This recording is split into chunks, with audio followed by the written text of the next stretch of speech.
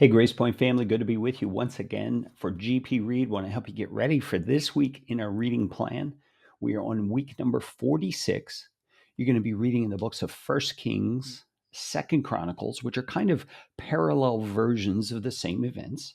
You're going to be reading in the Psalms again, and you'll also be reading in the book of Ecclesiastes. Now, in the book of First Kings, you're going to be reading about the dedication of the temple.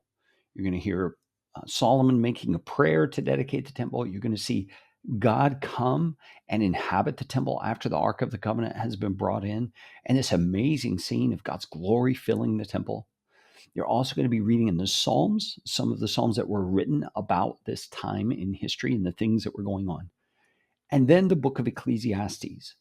Now, we believe that Ecclesiastes was written by Solomon. Some scholars believe it wasn't Solomon for various reasons, but generally speaking, scholars believe Solomon wrote the book of Ecclesiastes.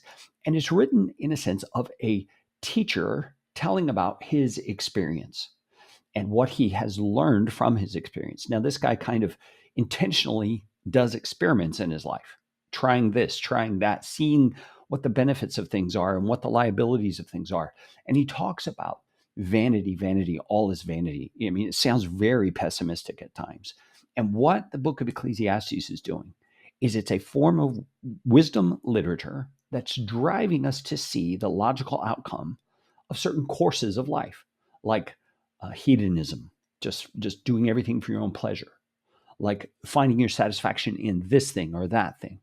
And you want to pay close attention as you read through the book of Ecclesiastes. What are the lessons learned about each various thing that this author, Solomon, tries throughout his life? And by the time we get to the end of the book of Ecclesiastes next week, you'll see him sum it all up in the very last chapter.